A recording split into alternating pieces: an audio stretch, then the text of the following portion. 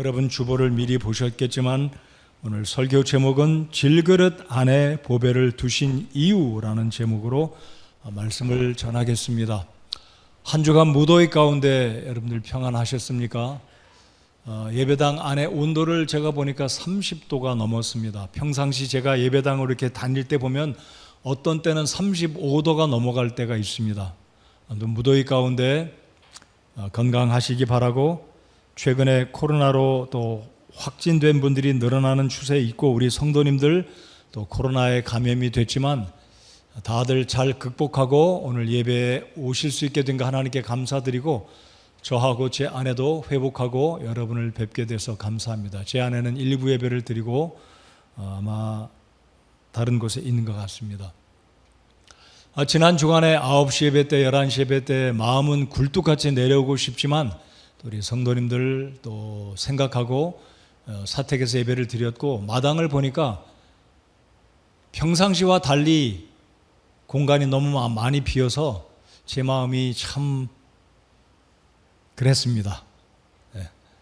그래도 오늘 이렇게 다시 예배하러 오신 여러분들 뵙게 돼서, 건강한 모습으로 뵙게 돼서 우리 하나님께 감사드리고, 앞으로 특별한 문제가 되지 않으면 건강하신 우리 성도님들은 무더위가 어떨지라도, 추위가 어떨지라도 이유를 물어나고 예배하러 나오시는 우리 성도님들 되시기를 기대합니다. 오늘도 주님께서 우리 모두를 복주시고 우리 예배의 한가운데 하나님께서 높임 받으시고 영광 받으시리라고 믿습니다. 자, 질그릇 안에 보배를 두신 이유가 무엇인지 오늘 생각해 보겠습니다. 여러분들 혹시 귀중한 어떤 선물을 받아보신 적이 있으실 겁니다. 귀중하고 값이 비싼 물건일수록 포장 또한 예쁘고 귀한 것들로 포장을 하는 거 보셨을 거예요. 그래서 귀중한 물건은 포장한 것도 그 케이스도 남달라서 버리기가 아까워서 다른 곳에 잘 쓸 때가 있지 않나 생각해 봅니다. 근데 오늘 말씀에 보면 보배를 담은 이 바깥의 것이 질그릇이다라고 말합니다. 여러분, 질그릇이 사진에서 보시는 것처럼 투박하고 빛도 없습니다. 그래서 한글의 질그릇 사전을 제가 찾아보았더니요, 잿물을 바르지 않았기 때문에 겉 표면도 광택이 안 나는 토박한 그릇, 쉽게 깨어지기 쉽고 그렇게 값도 많이 안 나가는 것을 진흙으로 만든 질그릇, 우리말로 하면 흙그릇이다 라고 합니다. 여러분, 우리 모두는 진흙으로 만들어졌습니다. 이게 믿으시죠? 우리 교회 집사님 어떤 분은 남자는 흙으로 만들었지만 여자는 세라믹으로 만들었다라고 늘 이야기하세요. 더 재질이 좋은 것으로 만들었기에 여자는 남자보다 지혜롭고 남자를 돕는, 내조하는 기능과 능력이 있다라고 말씀하시는데 사실입니다. 성경적으로 그것이 옳습니다. 아무튼 어쨌든 우리 모두는 연약한 흙으로 만들어진 그릇이다라는 거예요. 근데 흥미로운 것은요, 신약 성경을 잘 보시면 바울 사도도 사람을 가리켜 그릇이다 라고 표현했습니다. 그래서 사도 베드로도 남녀를 비유할 때, 남편과 아내를 비교할 때 남편들에게 이르기를, 남편들아 너희 아내는 연약한 그릇으로 알고 잘 섬겨주고 보살펴라 라고 그릇으로 표현을 하였습니다. 어쨌든 우리들은 연약한 질그릇인데, 오늘 본문의 이 고린도전서, 고린도후서의 바울 사도의 서신을 볼 것 같으면요, 바울은 자기 자신을 질그릇으로, 그리고 바울의 동역자들을 또한 질그릇으로 표현하였습니다. 자, 그런데 상대적으로 이 질그릇 안에 보물, 보배가 되는 예수님을 이야기합니다. 자, 아마 저나 여러분이나 이해가 가는 것은 예수님은 당연히 보배가 된다라고 인정하시고 이해가 가실 것이지만 왜 우리 이 인생들을 질그릇으로 말씀하셨을까?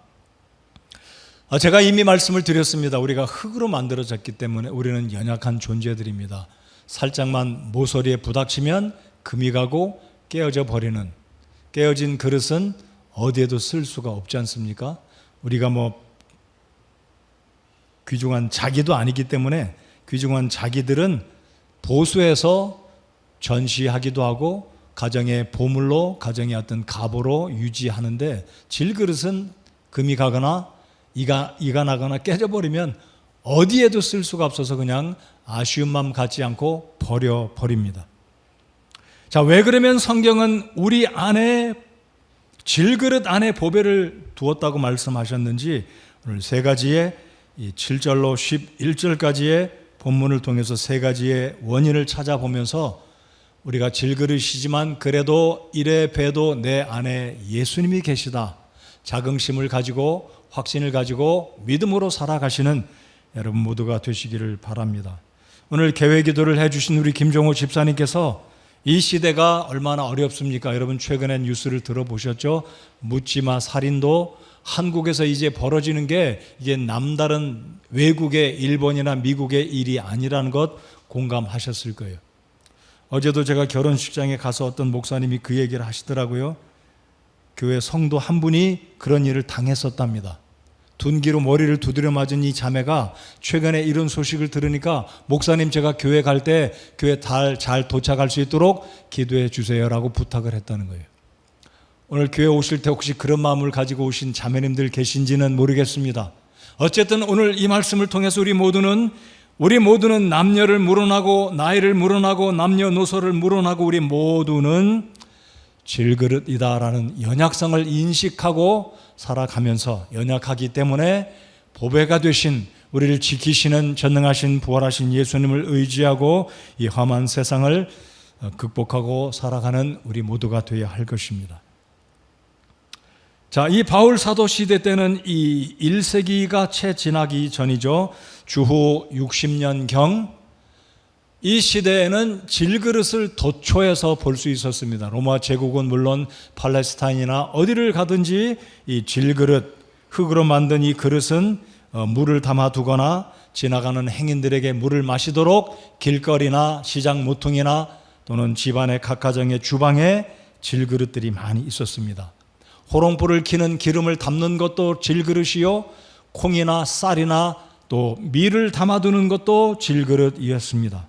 물론 나름대로 로마 제국 때에도 이때에도 동양에서 아마 전달되어졌던 실크로드를 통해서 전달되었던 굉장한 도자기들이 있었겠지만 일상에서 제일 많이 흔하게 보는 것들이 질그릇이었습니다. 자, 그렇다면 바울 사도가 잘 살았던 성도들이었던 이 고린도 교회 성도들에게 자기 자신을 가리켜 질그릇이다라고 소개한 이 의미는 모든 사람들이 이해하기에 어려운 말은 아니었을 것입니다. 자, 다시 한번 오늘 이 말씀을 통해 전제로 말씀을 드립니다. 저와 여러분 모두는 언제 어디서든지 일순간에 부서지고 우리의 기대를 저버리고 쉽게 말씀드리면 망해버릴 수 있는 그 존재들이 저와 여러분 모두다라는 겁니다. 이 전제 가운데 예외된 사람은 오늘 이 아침 시간에 나오신 여러분 가운데 어느 누구도 예외는 아니다라는 것 여러분 인정하십니까? 어느 누구도 일순간에 사고든지 어떤 일로 경제적인 것이 어려움을 만날 수 있고 건강의 문제, 가정의, 기업의, 사업의 우리의 미래가 그러할 수 있다는 것을 전제로 왜 그러면 하나님은 이 보배를 든든한 곳에 든든한 어떤 용기에 두셔서 그 보배를 그 보물을 지키고 보존해야 되는데 깨어지기 쉬운 보배에 이 보물을 담아 두셨을까라는 것입니다. 오늘 본문을 통해서 세 가지를 살펴보기 원하는데요. 첫 번째, 여러분 주보에 보시면 빈칸을 채워 보시기 바랍니다. 7절 말씀을 먼저 한번 읽어보겠습니다. 7절, 그러나 우리가 이 보배를 질그릇 안에 가지고 있나니 이것은 이유입니다. 이것은 뛰어난 권능이 하나님에게서 나며 우리에게서 나지 아니하게 하려 함이라. 첫 번째 이유, 왜 하나님은 우리를 질그릇이라고 말씀하셨고 그 질그릇 속에 귀한 보배를 담아 두셨습니까? 첫 번째 이유, 이것은 뛰어난 권능이 하나님에게서 나온다라는 것을 우리들 스스로에게 깨닫게 하기 위함이다라는 거죠. 여러분 질그릇은 능력이 없습니다. 쉽게 부서집니다. 쉽게 깨어지고 금이 갑니다. 값도 안 나가는 겁니다. 그것이 바로 저와 여러분의 인생인데 그러면 왜 하나님께서 우리 속에 전능하신 죽지 아니하시는 죽임을 당하셨으나 부활하시고 지금도 하나님 보좌 우편에 계시다가 영광 가운데 오실 그 예수님을 우리의 삶의 보배로 담아 두셨을까요? 그것은 바로 우리가 연약한 인생이기 때문에 시시각각 1년 360을 오직 능력이 되시는 그분을 의지하고 살라고 하나님께서 우리에게 일침을 주시고 상기시켜 주시기 위해서 우리를 질그릇으로 만드셨고 여전히 질그릇과 같은 존재임을 우리로 하여금 깨닫게 하고 인식하게 함이 하나님 아버지의 놀라운 섭리다라는 것입니다. 여러분 꼭 기억하십시오. 나는 절대 깨지지 않는다. 나는 절대 망하지 않는다. 나는 절대 건강하다라고 생각하는 분 착각일 것입니다. 그 착각에서 깨어나시고 연약하기 때문에 내 안에 최강자이신 죽지 아니하시는 죽을 수 없으신 그 예수님을 의지하고 살라고 하나님은 우리를 질그릇으로 만드셨고 그 질그릇 가운데 보배신 예수님을 우리에게 담게 하셨습니다. 자, 그런데요, 구원받지 아니한 사람들은 질그릇일 수가 없어요. 똑같은 인생들이죠. 진흙으로 만들었습니다. 흙으로 만들었습니다. 그러나 엄밀하게 성경적인 의미로 말씀드린다면 구원받지 아니한 사람들은 질그릇일지는 설령 모르겠지만 그 안에 보배는 담아있지 않다라는 거예요. 사실을 말씀드려 볼까요? 구원받지 아니한 사람들은 자기 자신을 질그릇으로 인정하지 않습니다. 사실은 질그릇인데 왜입니까? 권력이 있으니까, 돈이 있으니까, 자기의 백그라운드를 믿으니까 나는 질그릇이 아니다. 나는 그래도 당대에 권력을 쥐고 있고 사업가이고 잘나가는 사장이고 돈 많고 학위 있고 건강하고 장래가 촉망되는 기업인이고 학생이고 직장의 리더이고 기업가이기 때문에 나는 절대로 질그릇과 같은 인생이 아니다라고 스스로 인식하는 사람들이 불신자들의 대다수입니다. 물론 불신자들 대다수가 잘 살고 권력이 있고 학위를 가지고 잘 나가는 사람들은 아닐 것 우리가 알고 있습니다. 그러나 많은 사람들 가운데는 자기 스스로를 절대 나는 무너지지 않는다, 망하지 않는다, 나는 지금 상태로는 계속해서 잘 될 것이다라고 그렇게 인식하고 살기 때문입니다. 자, 그런 사람들은 자신 안에 있는 더 큰 능력, 전능하신 우리 하나님을 의지할 수가 없는 것이지요. 그렇기 때문에 우리 하나님은 우리에게 상대적으로 우리를 질그릇이다라고 말씀하셨고 우리 속에 있는 권능, 이 능력을 의지할 수밖에 없도록 우리를 그렇게 이끌어가고 계신다라는 것을 우리가 믿고 인식하고 그렇게 살아갈 때 우리가 복을 받게 되는 것입니다. 여러분, 투박하고 깨어지기 쉬운 질그릇 자체가 우리 자신이라는 것을 인식하시고 그러면서도 이 연약한 것을 인식할 때 나의 연약함, 나의 약함, 무능함 이것을 의식할 때 결국은 우리는 눈을 들어서 우리 주님을 바라보고 내 안에 계시는 전능하신 그 하나님을 의지하고 초청하고 주님 저를 도와주십시오 라고 우리 주님의 도우심을 간구하기 때문입니다. 우리 고린도 후서 12장에 있는 9절로 10절 이 바울이 고백한 것을 우리 함께 보시겠습니다. 제가 읽어드리겠습니다. 그분께서 내게 이르시되 내 은혜가 내게 족하도다. 나의 강한 능력은 약한 데서 완전해지느니라 하셨느니라. 그러므로 내가 오히려 크게 기뻐하며 나의 연약한 것들을 자랑하리니 이것은 그리스도의 권능이 내 위에 머무르게 하려 함이라. 그러므로 내가 그리스도 안에서 그리스도로 인하여 연약한 것들과 치욕과 궁핍과 핍박과 고난 당하는 것을 기뻐하노니 내가 약할 그때에 내가 강하니라.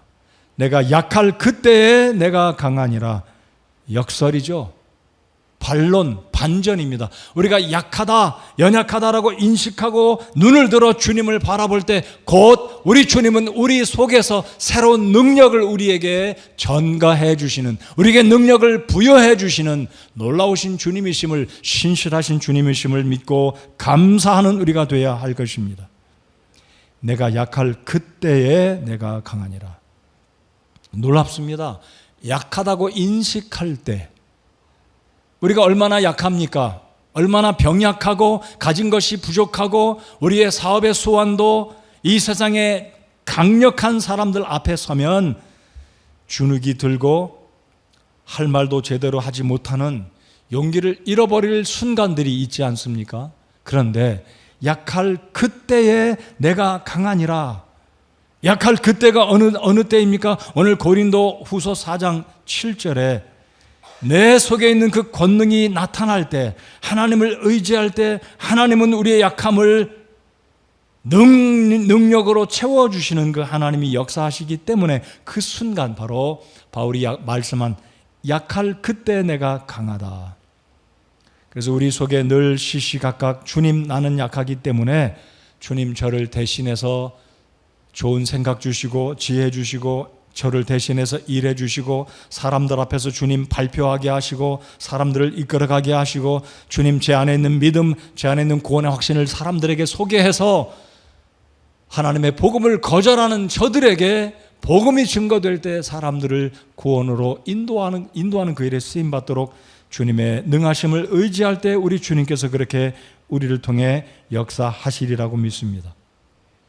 그러므로 능력은 우리 자신이 아닙니다. 우리 자신에게서 나오는 우리 속에 있는 보물이신 예수 그리스도의 능력이 우리를 통해 일하시고 나타난다는 것을 오늘 이 아침에 다시 한번 확신하고 또 확신하는 우리 모두가 되어야 하겠습니다. 여러분, 다윗은 목동으로 10대 소년을 보낼 무렵에 형님들에게 도시락을 갖다 주고 형님들에게 맛난 음식을 갖다 주고 형님들이 전쟁터에서 살아있는지 아버지가 심부름을 시킬 때 전쟁터에 갔다가 누구를 만납니까? 골리앗의 소식을 듣습니다.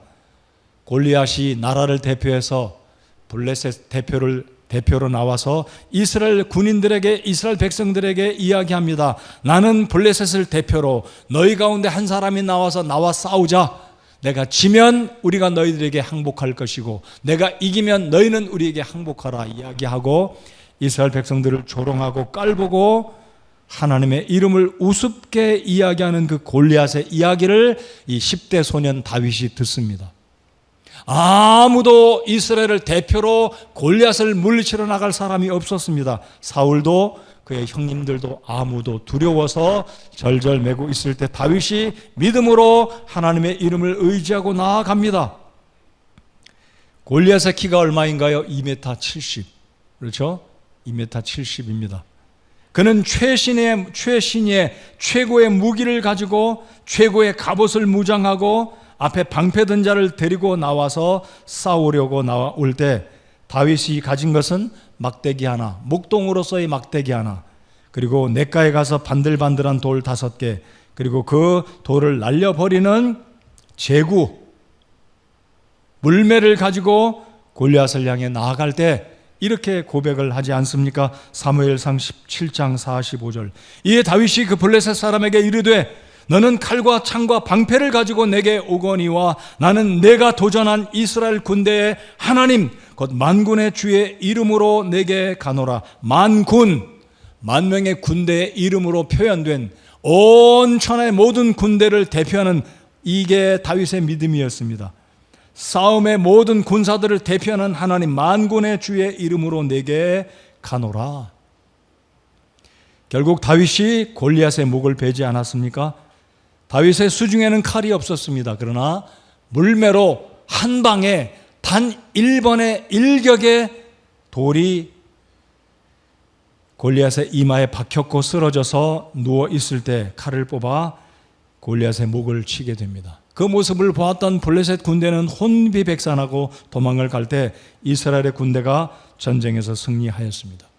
여러분, 골리앗을 물리친 다윗은 싸움꾼이 아니었습니다. 목동이었습니다. 하나님의 은혜로 목동 시절 곰도 사자도 이리 때도 물리치고 양떼들을 구원한 경험이 있었지만 다윗은 자신의 실력을 의지한 것이 아니라 어린 양떼를 구출해낼 수 있도록 지혜를 주시고 용기를 주신 하나님의 이름으로 하나님을 의지하고 나아갔던 것입니다.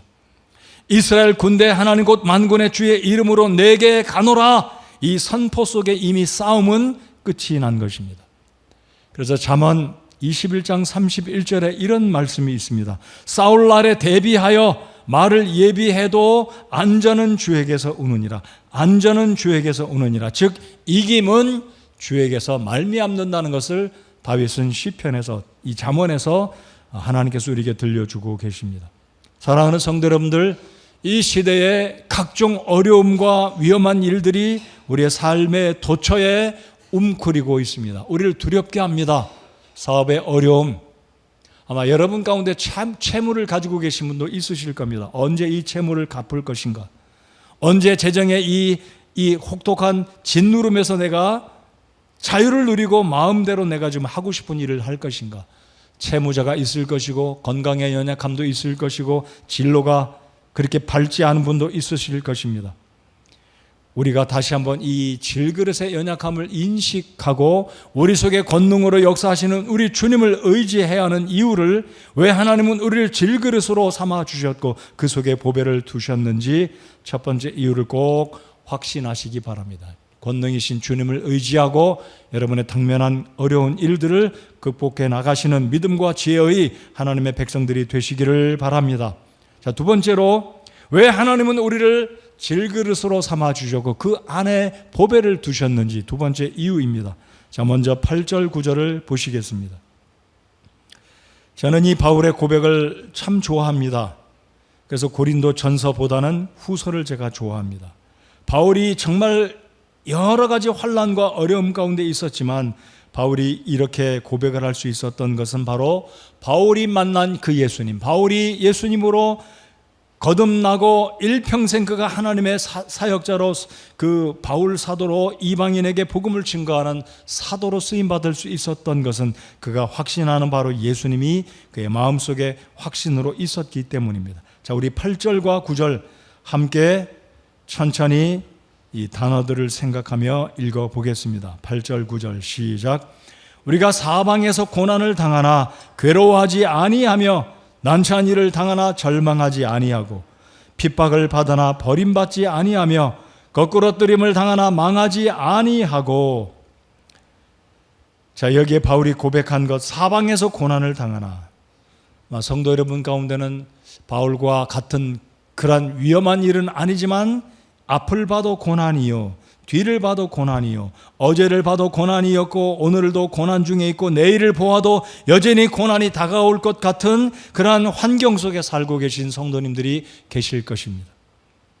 나의 경제적인 여건을 봐도 과거에도 부하게 살아본 적도 없고 현재는 더더욱 그렇고 앞으로 과연 내가 일생에 죽음의 순간을 맞이할 때까지 좀 여유 있게 경제적으로 쪼들리지 않고 살아갈 수 있을 것인가 생각하면 그럴 만한 보장이, 그럴 만한 기미가 안 보이는 성도들도 계실 것입니다. 사방에서 고난입니다. 그럴지라도 바울이 이렇게 고백하지 않습니까? 괴로워하지 아니하며, 사방에서 고난을 당하지만 괴로워하지 아니하며. 놀랍습니다. 여러분, 우리가 어려운 일을 당할 때 고난 당한다라고 생각하지 않습니까? 왜 내 삶은 이렇게 고로울까? 왜 내 삶은 이렇게 고난이 점철되어 있을까? 부모님에 대해서만 끝이 아니라 내 대해서도, 혹시 염려가 되는 것은 부모님이 아니라 나에 대해서만이 아니라 내 자식들까지도 이런 고난이 되물린다면 어떻게 할 것인가? 미리부터 염려하고 괴로워하지는 않습니까? 자, 그 다음, 난처한 일을 당하나 절망하지 아니하고. 절망하지 않는 이 바울의 믿음. 9절, 핍박을 받으나 버림받지 아니하고 거꾸로뜨림을 당하나 망하지 아니하고. 여러분, 바울 사도는 사실 거꾸로뜨림을 당했었습니다. 바울 사도가 1차 선교 사역을 감당하던 루스드라라는 지역에 이르렀을 때 수많은 사람들이 그에게 돌을 던졌을 때, 바울이 돌에 맞아 거반 죽게 됐을 때 혼절하고 땅에 쓰러졌었습니다. 거꾸로뜨림을 당했습니다. 문자 그대로. 그 루스드라 지역에 있는 사람들은 복음을 증거하고 예수 그리스도의 이 부활을 증거했던 사람들은 이 바울이 몹쓸 소식을 전한다, 이미 그런 소식을 듣지 않았습니까? 로마의 군병들이 돈을 받고 자기들끼리 다 짜고 예수 그리스도가 부활했다, 헛된 소식을 전하던 이 소식을 들었던 이들이 그들의 눈앞에 바울 사도가 이르렀고 그들에게 이르기를 예수 그리스도는 부활했다. 이 소식을 들었던 유대주의자들은 돌을 들어서 바울을 죽이려고 했습니다. 몇 번을 돌에 맞았을까요? 바울이 결국 그 땅에 엎드러졌습니다. 그래서 사람들은 생각하기를 이 정도면 바울이 죽었겠지. 돌팔매질을 멈추었을 때 하나님의 은혜로 기적적으로 바울이 되살아났습니다. 얼마나 아팠겠습니까? 살이 터지고 머리가 터지고 피가 전신으로 흘렀을 때 바울은 혼절하여 거꾸로 트림을 실제로 당했었습니다. 그런데 거기서 바울이 죽는 것이 아니라 하나님의 기적 같은 역사로 하나님은 바울의 생명을 살리시고 다시 일어나게 하셨습니다. 거꾸로 뜨림을 당하나 망하지 않았습니다. 이것이 바울의 경험이었습니다. 바로 이것이 바울의 경험인데 우리가 두 번째로 알아야 될 이유, 왜 하나님은 질그릇인 우리 인생들에게 보배를 담고 살아가는 이 복을 허락하셨는가? 두 번째 이유는요, 자, 빈칸에 채우시기 바랍니다. 예수님으로 하여금 어떤 환난도 어떤 핍박도 이겨낼 수 있도록 하나님이 우리를 복 주신다는 사실을 이 아침 시간에 확신하시기 바랍니다. 어떤 환난도 어떤 역경도 어떤 난처한 일도 우리를 무너지게 하지 못한다는 이 사실, 예수님을 통해서 승리하게 하신다는 이 사실을 이 아침에 확신하시는 저와 여러분 모두가 되시기 바랍니다. 여러분, 당면하신 문제가 무엇인가요? 경제적인 문제인가요? 자녀의 골치 아픈 문제인가요? 미래의 진로의 문제인가요? 결혼의 문제인가요? 어떤 문제든지 예수님을 통해서 이 모든 8절 9절에 언급된 이 바울이 우리에게 격려해 주고 있는 동일한 문제는 아닐지라도 공통적인 것은 일어날 수 있다, 해결될 수 있다, 극복할 수 있다는 사실을 확신하시는 이 아침에 이 말씀이 되시기를 바랍니다. 이 말씀을 여러분의 축복의 말씀으로 받으시는 여러분에게 주님의 은혜가 있을 줄 믿습니다. 예수 그리스도로 인하여 어떤 환난과 고난과 역경도 극복할 수 있다는 사실을 믿으시기 바랍니다. 다시 말씀드립니다. 저와 여러분은 질그릇입니다. 누가 툭 치면 금 가는 인생입니다. 누가 툭 쳤는데 깨어지는 인생입니다. 한 번 실수로 내가 믿었던 사업이 무너질 수 있다는 것, 내가 믿었던 어떤 의지하는 대상도 더 이상 나를 붙들어 주지 못한다는 그 사실 앞에 우리 모두는 질그릇이다라는 것을 이 아침에 다시 한번 인식하고 전능자 우리 안에 계신 예수님을 의지할 때 어떤 환난과 역경과 고난도 해결될 수 있다는 사실, 이겨낼 수 있다는 사실을 확신하시기 바랍니다. 자, 우리 이겨냅시다. 누구 때문에 이길 수 있습니까? 옆에 있는 분 때문이 아니에요. 회사에 내가 의지하는 사장님 때문이 아니에요. 우리 사장님 나를 잘 봐주시니까 내가 어떤 어려움이 있어도 그 사장님 나를 이해해주고 도와주고 서포트해준다. 그게 아니에요. 여러분, 복 있는 것이긴 하지만 실제로 우리가 이길 수 있는 것은 우리 안에 계신 나의 보배 되신, 여러분의 보배 되신 예수 그리스도가 우리와 함께 하신 줄 믿으시기 바랍니다. 예수님 때문에 우리는 이겨낼 수 있는 것이고 그렇기 때문에 이겨내야 합니다. 여러분, 바울 사도는 에베소 지역에서 복음을 전할 때 아데미 신전에서 우상을 섬기는 사람들로 곤욕을 치르고 또다시 죽을 위기에 처했을 때 하나님의 성도가 바울을 건져내서 죽을 위기를 모면했습니다. 제가 수년 전에 에베소 지역을 방문했었습니다. 바로 아데미 신전 그 터에 가보았습니다. 이것만한 대리석으로 만든 세계 불가사의 10대 불가사의 중에 하나가 에베소 신전입니다. 아데미. 그곳에 가봤어요. 그 위험이 있는 엄청난 그 신전들을 바라보았던 그 당시 에베소 사람들은 세계에 개발된 3대 도시로 인정하는 로마 제국의 에베소 지역에 있던 사람들은 우리의 신은 아데미다. 아데미. 하나님이 아니다라고 인식했었습니다. 그런데 바울이 나타나서 아데미가 아니다, 하나님이다라고 했을 때 사람들은 흥분하고 바울을 죽이려고 했었습니다. 바울이 굉장히 어려움에 처했었습니다. 빌립보 지역에서는 어떠했었습니까? 바울이 복음을 증거할 때 빌립보 지역에 따라와서 바울 사도를 힘들게 하고 실컷 두드려 패고 감옥에 가두고 바울 사도의 손과 발을 쇠사슬로 묶어 두었을 때 그 사건 잘 아시지 않습니까? 바울과 실라가 거반 죽게 돼서 기운도 다 없고 먹을 것도 없는 그 감옥에, 빌립보 감옥에서 낙심하지 않고 찬송을 부릅니다. 찬송을 불러요. 오늘 찬양대가 불렀던 내 주를 가까이면 찬송은 아니겠지만 하나님을 찬양하고 의지하는 찬송을 힘차게 불렀을 때 갑자기 기적이 일어나지 않습니까?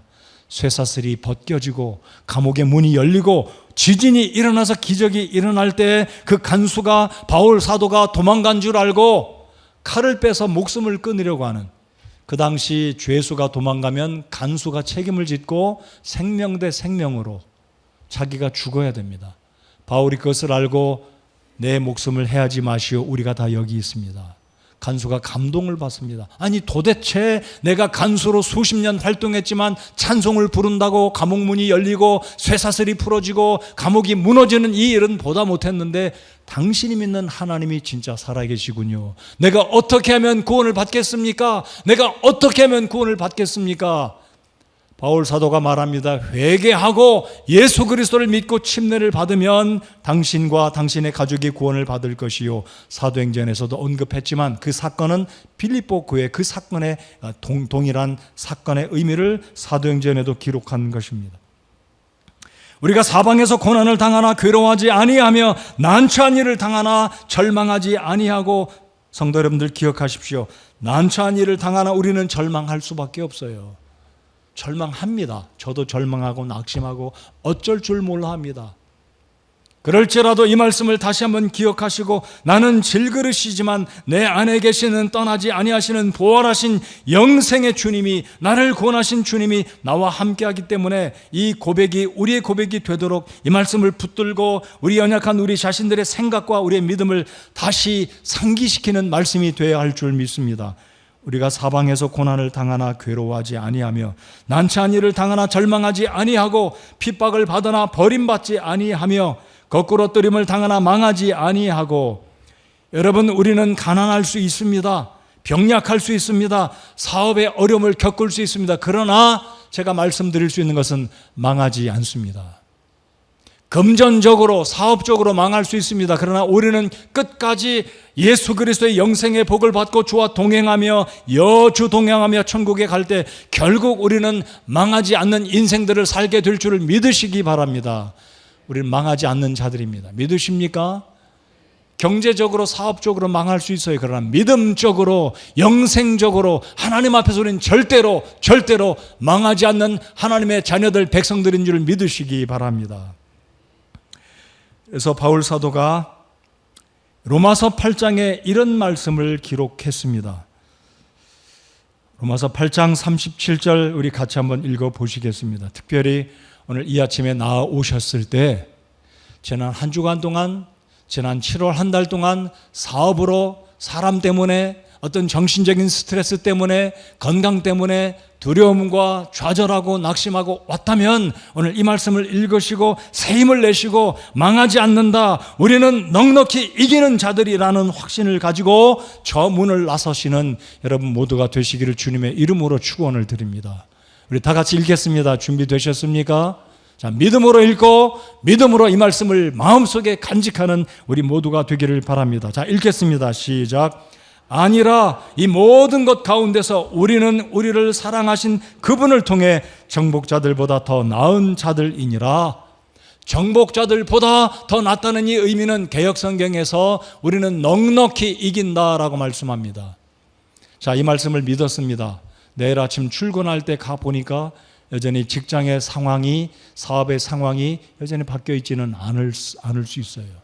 우리의 건강이 이 말씀을 읽고 암송하고 확신하고 또 확신했는데 내일 아침에 눈을 떠보니까 건강이 갑자기 좋아지느냐? 그렇지 않을 수도 있습니다. 그러나 여기서 영적인 바울이 말한 우리는 넉넉히 이긴다는 의미는 궁극적으로 내 인생이 하나님 앞에 마지막 순간에, 호흡이 멈추는 마지막 순간에 가서 주님 나라에 들어갈 때 우리는 결국 요한계시록에 있는 21장의 말씀과 같이 우리는 이기는 자로 주님을 만나 뵐 것입니다.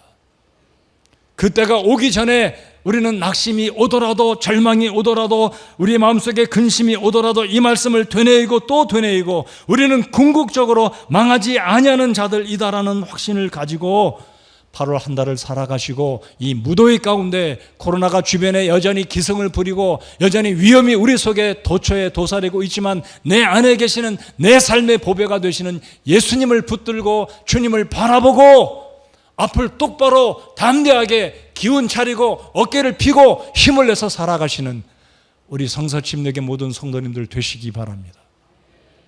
우리는 넉넉히 이길 것이고 이기는 자들입니다. 믿으십니까? 자, 세 번째로 우리는 질그릇입니다. 그렇습니다. 우리는 질그릇이에요. 어제도 그랬고 오늘도 그렇고 죽는 날까지 우리는 질그릇일 겁니다. 우리가 갑자기 철밥통으로 금그릇으로 은그릇으로 바뀌지 않을 거예요. 나무 그릇으로 바뀌지 않을 겁니다. 우리는 분명히 어제도 오늘도 그리고 내일도 주님을 뵐 때까지 여전히 질그릇으로 살다가 질그릇으로 우리 인생 마칠 겁니다. 그러나 우리는 질그릇일지라도 보통 질그릇이 아니라 우리 속에 전능하신 예수님이 함께 하심을 믿기에 할렐루야 우리 주님을 찬양하고 영광을 올려드릴 수 있는 것입니다. 자, 세 번째로, 왜 우리를 질그릇으로 삼아 주셨고 우리 안에 보배를 담아 두셨는지 세 번째 이유입니다. 자, 10절 11절 잘 보시기 바랍니다. 10절 11절은 그렇게 이해하기가 쉽지는 않습니다. 자, 10절 11절 제가 읽어드리겠습니다. 우리가 항상 주 예수님의 죽으심을 몸에 짊어짐은 예수님의 생명 또한 우리 몸에 나타나게 하려 함이라. 자, 항상 예수님의 죽으심을 우리 몸에 짊어지고 삽니까? 그렇습니다. 그러나 어떤 분은 그렇지 않습니다.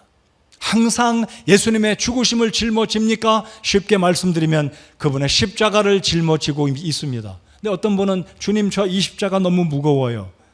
주님 저분의 십자가는 저보다 작고 가벼운데 왜 나에게는 이렇게 크고 무거운 십자가입니까? 저 이 십자가 내려놓겠습니다 하는 사람도 없지 않아 있기 때문입니다. 자, 우리 모든 그리스도인들은 예수님의 죽으심과 함께 연합하여 죽었고 예수님의 부활과 함께 연합하여 다시 살아나는 줄 믿으시면 아멘 하시기 바랍니다. 그게 우리가 받은 침례이며 그게 우리가 받은 구원의 은혜이고 하나님의 축복의 결과입니다. 우리는 예수님과 함께 죽었습니다. 여전히 예수님과 함께 죽어야 합니다. 그래서 바울 사도는 갈라디아서 2장 20절에 예수님과 함께 내가 죽었다. 내가 예수님과 함께 십자가에 내 옛사람은 못 박았다라고 말하고 있고, 그런즉 이제 내가 사는 것은 예수 그리스도 즉 하나님의 아들을 믿는 믿음 어디에서요? 안에서 산다라고 고백한 것입니다. 여러분 예수님을 믿는 믿음 안에서 살고 있습니까? 아니면 믿음 따로 나 따로 생각 따로 말씀 따로 살고 있습니까? 우리 모두는 예수님 믿고 구원받았으면 아멘 해보실까요? 구원받지 못한 분 아멘 못하실 거예요. 어떻게 아멘 합니까? 자기가 알고 있는데요. 구원받으시기 바라서 제가 말씀을 드립니다. 이 목자의 마음으로 말씀을 드립니다. 설교자의 마음으로 저는 여러분이 구원받기를 바라서 말씀을 드리는 거예요. 구원받지 못한 사람 그 고백 못합니다. 구원받지 않았는데 내가 어찌 구원받았어요? 내가 김가 집 사람인데 내가 어찌 박가 집 사람이라고 말할 수 있겠냐는 거죠. 내가 미국 사람이 아닌데 내가 어찌 피부가 하얀 사람이라고 말할 수 있겠냐는 거예요. 영적으로 구원받은 사람은 내가 구원받았다 고백할 수 있습니다. 구원받지 못한 사람 못합니다. 10년이 가도 20년이 가도 이 교회를 100년 다녀도 못합니다.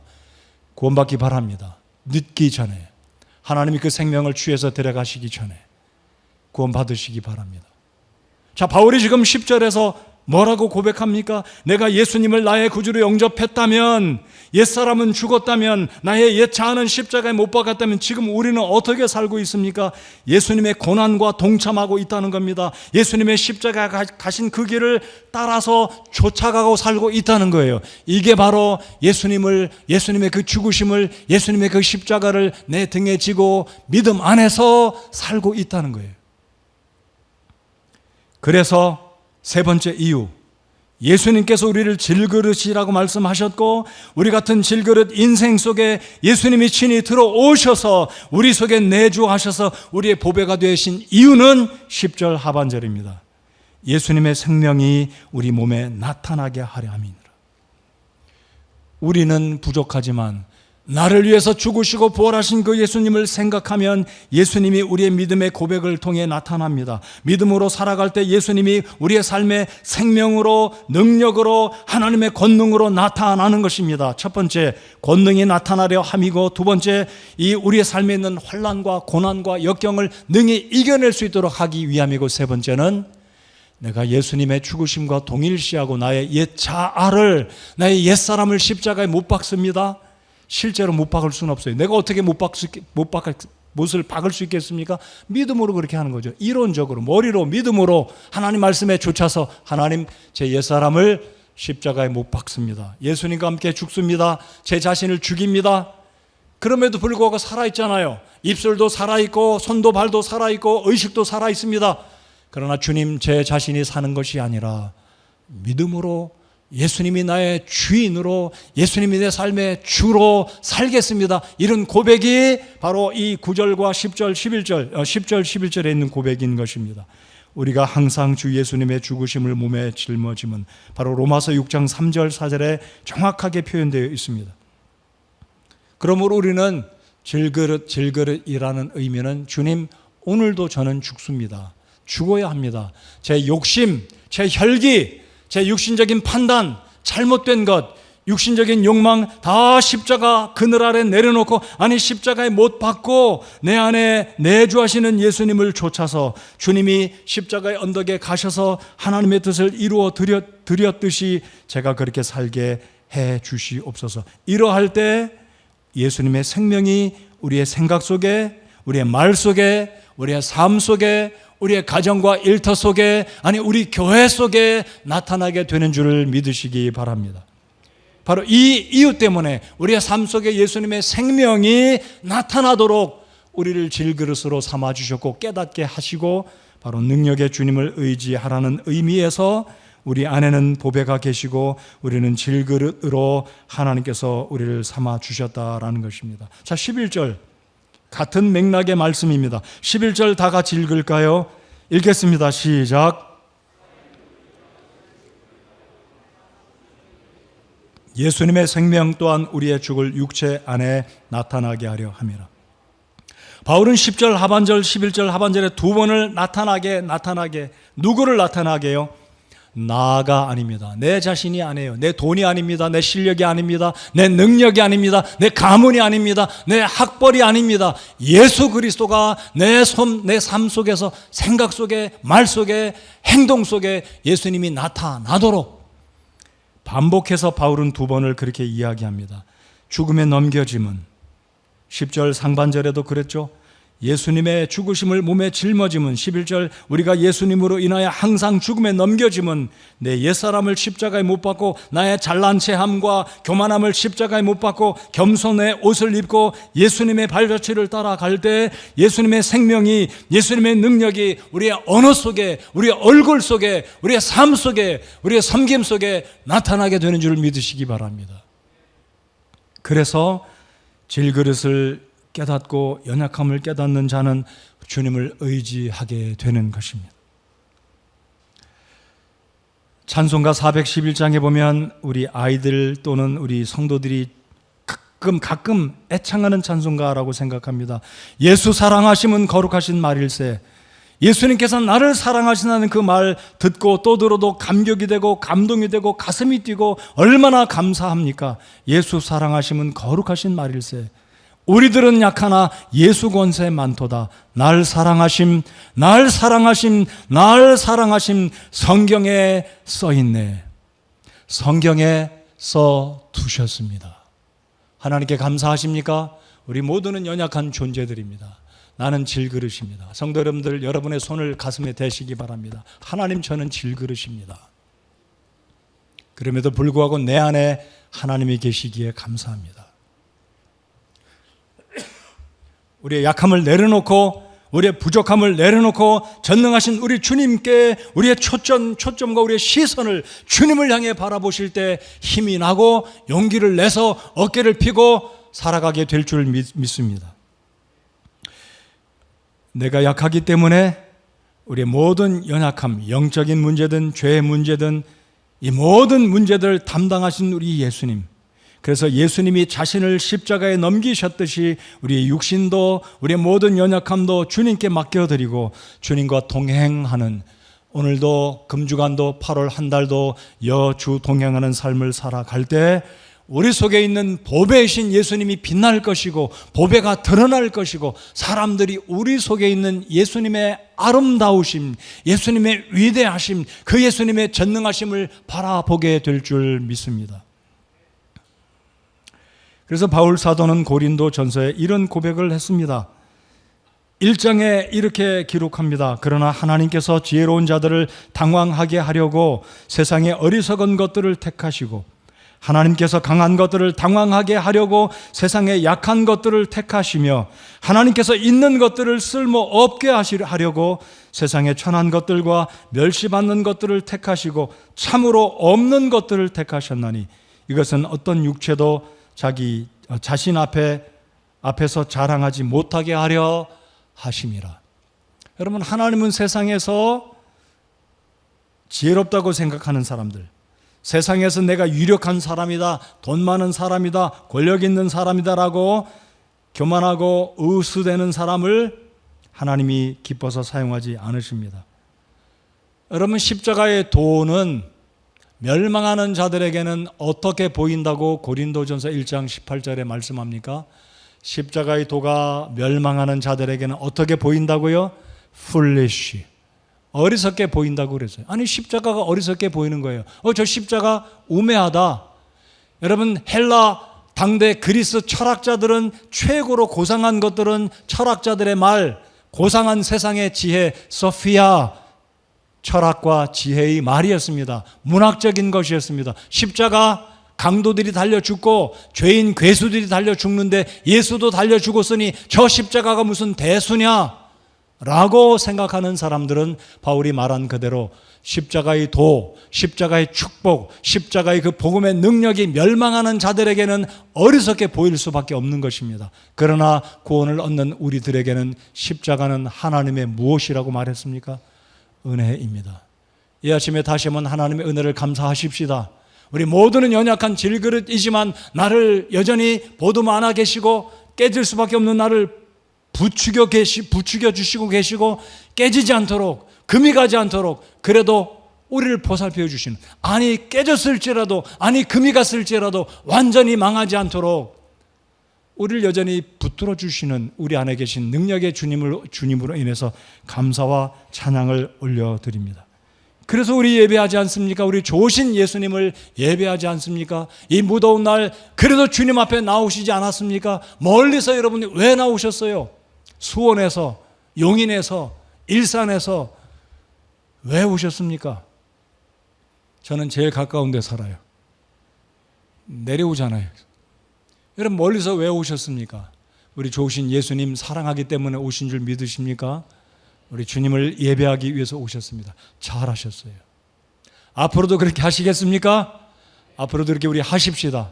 내 안에 계신 보배, 최고의 보배, 그 예수님을 높여드리고 존귀하게 여겨드리는 성도의 본분을 다하는 우리가 될 때 하나님이 영광 받으시고, 여전히 오늘 이 시대에도 하나님은 연약한 우리들, 가진 것 없고 쓸모없고 부족한 우리들, 모순투성 있는 우리들, 넘어지기 쉬운 우리 모두를 여전히 주님은 기뻐하시고 흡족해 하시고, 아들아 딸아 너 잘했다, 내가 너의 곁에 있다, 내가 너의 곁에 있다, 내가 너를 떠나지 않겠다, 세상 끝날까지 내가 항상 너와 함께 있다고 주님이 약속하신 이 말씀을 붙드시고 힘내시는 8월 한 달 되시고 이 여름철 되시기 바랍니다. 어디를 가도 두려워하지 마시고 주님 바라보시고 지혜 구하시고 주님께 우리의 삶을 전폭적으로 맡겨드리는 보배가 되시는, 보화가 되시는, 보물 되시는 예수님께 여러분의 일생을 통째로 맡겨드리는 저와 여러분 모두가 되시기를 바랍니다. 여러분, 반고호가 그린 그림들 혹시 좋아하시나요? 해바라기가 있고 밤하늘에 별들이 막 있는 그 그림들 사랑하시죠? 반고호가 그린 그 도개교 생각이 나십니까? 반고호가 처음서부터 화가가 아니었습니다. 반고호는 죽을 때는 정신적인 문제가 있었지만 젊은 날에는 반고호가 탄광에서 일했습니다. 얼마나 힘든 직업이었습니까?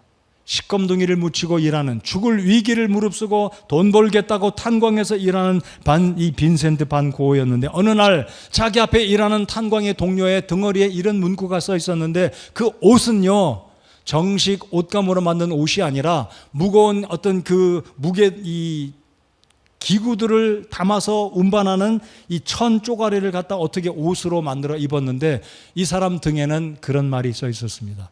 부서지기 쉬움. 자, 여러분 여행하실 때 비행기를 타셔서 이런 그림을 다 보셨을 거예요. 이거 안 보신 분이 없을 거예요. Fragile, handle with 뭐라고요? Care. Handle with care. 부서지기 쉬우니까 조심히 다루시오. 이 문구를 보았던 반고호는 거기서 머리가 뻥 한 대 얻어맞은 것 같은 느낌을 가졌다고 합니다. 아, 그렇구나. 인생은 언젠가는 부서지기 쉬운 거구나. 내가 지금 탄광 속에서 일하지만 물론 이 탄광이라는 곳이 언제 갱도가 무너지고 죽을 수 있는 것은 도처에 그 위험이 있지만 내가 잊고 살았는데 인생이란 깨어지기 쉬운 것이니 조심하고 살아야 된다. 이 인사이트를 얻었던 고호는 그림을 그릴 때도 영감을 얻어서 그림을 표현하는 화가가 되었습니다. 그렇습니다. 우리 인생은 언제든지 깨어질 수 있습니다. Fragile, handle with care. 근데 사실을 말씀드려 볼까요? 내가 아무리 조심해도 안 될 때가 있어요. 너무나 많습니다. 우리 예수님이 붙들어 주셔야 우리의 인생이 복이 있고 안전하게 되고 우리의 목적의 소원의 항구에 도달하게 되는 줄을 믿으시기 바랍니다. 주님을 의지하시기 바랍니다. 오늘 세 가지의 본문의 말씀을 살펴보았습니다. 우리 속에 있는 권능이 나타나게 하려 함이고 우리 인생에 어떤 고난과 환난과 역경이 온다 할지라도 우리 안에 계신 예수님을 의지하면 넉넉히 이길 수 있다는 사실, 내 옛사람을 십자가에 못 박고 예수님을 쫓아갈 때, 예수님의 뒤를 따라갈 때 우리 안에 계신 보배이신 예수님이 생명으로 나타나서 주님의 영광 받으시고 우리에게 기쁨 더하시고 확신과 용기를 더해 주신다는 사실, 이 세 가지를 오늘 고린도후서 4장 본문의 말씀을 통해 꼭 확신하시고 이 무더위와 어려운 이 시기를 잘 넘기시는 여러분 되시기 바랍니다. 아마 금주간에 제 기억으로는 금주간에 입추가 있는 것 같아요. 입추가 지나고 이틀인가가 지나면 말복이 옵니다. 그래서 아마 좀 힘내시면 앞으로 열흘 남짓 보름 정도 지나면 더위가 지나고 이제 말복이 지나면 선선한 바람이 불어서 살기 좋은 가을철이 돌아올 겁니다. 그때까지 힘내시고 코로나 있을지라도 하나님 의지하시고 몸살 감기 기운이 있으시면 집에서 예배하셔야 되겠지만 그렇지 않다면 두려워하지 마시고 오셔서 예배하시기 바랍니다. 옆에 분들 서로 바라보십시다. 힘냅시다. 이겨냅시다. 이길 수 있습니다. 왜입니까? 우리 안에 보배가 있기 때문입니다. 믿으십니까? 우리 안에 보배가 계십니다. 이사야는 나는 입술이 부정한 사람이요 또 입술이 부정한 백성의 한가운데서 거하거니와 라고 고백했습니다. 자신의 약함을 고백한 것입니다. 다윗은 어땠습니까? 시편의 다윗은 이렇게 고백합니다. 나는 벌레요 사람이 아니오니. 자기 사람이 아니랍니다. 벌레라고 고백합니다. 역설이죠. 욥과 아브라함은 어떤 고백을 합니까? 우리는 티끌이요 나는 티끌이라고 고백합니다. 여러분, 욥은 당대 중동에서 최고의 부자였습니다. 아브라함은 자기 집의 종들만 수백 명을 먹여 살리는 부자였습니다. 근데 아브라함이나 욥은 자신들은 티끌과 같다, 더스트라고 이야기했습니다. 한 줌의 재와 같고 먼지와 같다. 바람으로 불게 되면 다 사라져버리는. 욥과 아브라함은 사실 거부였는데도 불구하고 그들은 이미 오늘 말씀처럼 질그리신 것을 알았기에 하나님 앞에 자신들은 먼지와 같고 한 줌의 재와 같다고 고백했습니다. 바울 사도는 뭐라고 고백합니까? 죄인들 중에 우두머리, 죄인 중에 괴수가 나다라고 고백을 했습니다. 그리고 바울 사도는 이런 고백을 또 합니다. 사도들 중에 가장 작은 자, 만삭되지 못하고 어머니 뱃속에서 8달 반 만에 태어난 팔싹둥이였습니다. 그래서 바울은 다른 사도들보다 12사도들보다 예수님이 이 땅에 계실 때 사도로 부름받지 못하고 부활하신 예수님을 뒤늦게 만나고 사도로 부름받은 사람이었기에 바울 사도는 자신을 그렇게 겸손하게 표현했습니다. 죄인들 중에 우두머리며 사도들 중에 가장 작은 자, 마지막에 사도된 자라고 고백을 하였습니다. 그리고 바울은 오늘 본문에서 고백한 것처럼 깨질 수밖에 없는 질그릇이다 라고 고백했습니다. 사랑하는 성도 여러분들, 우리 모두는 질그릇입니다. 아마 여러분 가운데 어떤 분은 이미 금이가 있을 수도 있어요. 이미 깨어져 버린 인생으로 본인 스스로 생각할 때 나는 물도 새고 귀중한 것을 담아둘 수 없는 천덕꾸러기와 같고 쓰임받지 못하는 사람들에게 의해 이미 제껴짐을 당한 쓸모없는 사람이라고 생각할지 모르겠습니다. 그럴지라도 여러분 스스로를 비하하지 마시고 그래도 내 안에 보배가 있다. 주님께서 내 안에 보배를 담아 두시게 하셨다.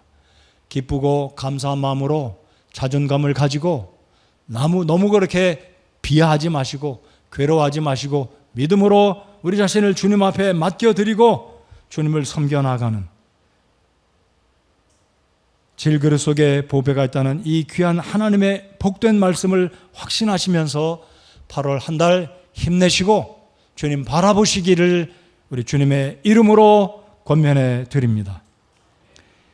자, 말씀을 마치기 전에 여러분 가운데 혹시 아직까지 구원받지 않으셨다면, 여러분의 삶 속에 보배가 아직 없으시다면 속히 더 늦기 전에 죄인됨을 인식하시고 회개하고 주님 앞에 나와서 보배이신 예수님을 여러분의 인생에 초대하시기 바랍니다. 여러분 마음속에 초청하셔서 예수님으로 하여금 여러분의 삶의 보배가 되시도록 초대하시기 바랍니다. 우리 주님께서 그렇게 여러분이 예수님을 초청하신다면 주님은 절대로 거절치 않으시고 여러분을 깔보지 않으시고 여러분을 무시하지 않으시고 여러분을 존귀하게 여기시고 여러분의 삶의 보배가 되어 주실 것입니다. 사랑하는 성도 여러분들, 여러분의 삶의 진정한 보배는 무엇인가요? 여러분의 보배는 무엇인가요? 예수 그리스도를 여러분의 삶의 보배로 삼으시기 바랍니다. 능력으로 주님께서 일하시게 하시고 모든 환난과 고난과 역경을 극복하도록 하게 하시고 예수님의 생명이 우리의 죽을 몸 가운데 우리 옛사람 가운데 나타나도록 주님께 모든 것을 양보하시고 믿음으로 살아가시는 저와 여러분 모두가 되시기 바랍니다. 이 시간 다 같이 고개 숙여 우리 삶을 다시 한번 돌아보고 결단하는 시간이 되기를 바랍니다.